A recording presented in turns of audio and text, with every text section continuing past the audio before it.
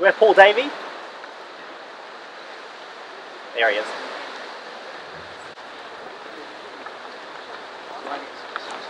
Ladies and gentlemen, I want to thank you all for coming out. It's not the best day, but I'm going to follow on a little bit along the lines of everybody else, and I'm going to speak a little bit about what we call the silent majority. But first of all, I want to read out to you a Facebook post that I recently received, and it went something like this, because I have changed it a little bit in places. It's a German's view on the silent majority, and his references to the past are accurate and clear, and I'm going to be speaking in his person. The author is a Dr. Immanuel Tanya, a well-known and respected physicist, psychiatrist, and a man whose family was of the German aristocracy prior to World War II. Their family owned a number of large industries and estates. When asked how many German people were true Nazis, the answer he gave can guide our attitude towards fanaticism. His answer was quite clear. Very few people were true Nazis. He said, but many people enjoyed the return of German pride, and many more were too busy to care. So he was one of those who just thought the Nazis were a bunch of fools. So the majority just sat back and let it all happen. Then before they knew it, they were owned by the Nazis, and they had lost control, and the end of their world as they knew it had come. His family lost everything. He ended up in a concentration camp, and the Allies destroyed their factories. They were told again and again by experts that Islam is the religion of peace, and that the vast majorities just wanted to live in peace.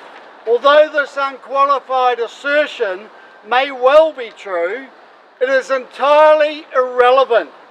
It is meaningless fluff, and we're bombarded daily by meaningless fluff, meant to make us feel better and meant to show how to diminish the spectre of fanatics rampaging across the globe in the name of Islam. The fact is that the fanatics rule Islam at this particular point in history. It is the fanatics who march. It is the fanatics who wage war on any one of over 50 shooting wars worldwide. It is the fanatics who systematically slaughter Christians and tribal groups across Africa and are gradually taking over the entire continent in an Islamic wave. It is the fanatics who bomb. It is the fanatics who behead. It is the fanatics who murder and honour kill. It is the fanatics who take over mosque after mosque. It is the fanatics who zealously spread the stoning and hanging of rape victims and homosexuals.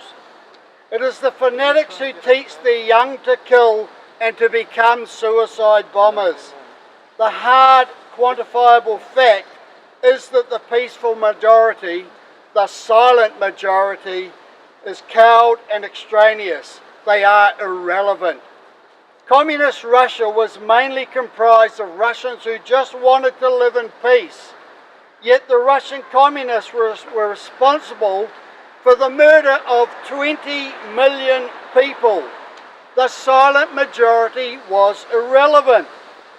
China's huge population mainly want to live in peace as well, but Chinese communists managed to kill a staggering 70 million people. The peaceful majority were irrelevant. I'm sure you can see some trends starting to evolve here. The peaceful majority did not speak up until it was too late.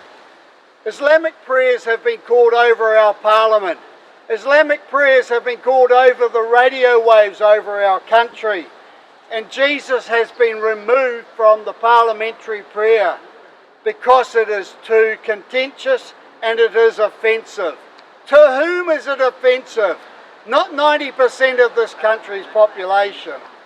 It is the Islamic way is only peaceful until the fanatics move in.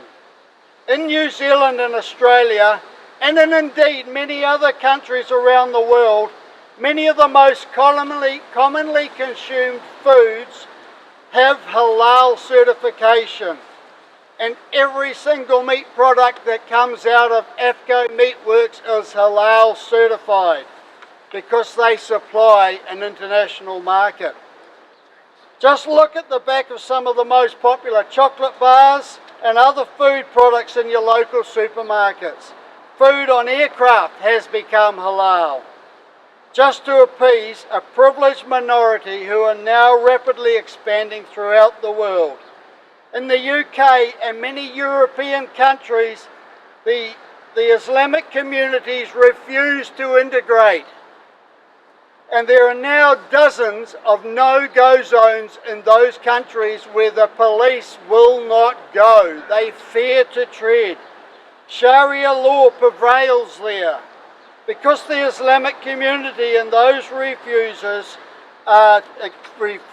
to acknowledge British, European and international law. As for we who watch it all unfold, we must pay attention to the only groups that count, the fanatics who threaten our way of life.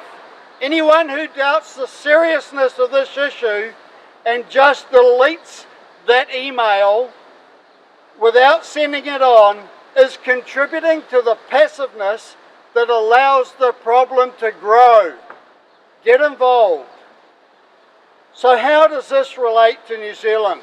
Just look at how much issues, such as MACA, which is the Marine and Coastal Area Act.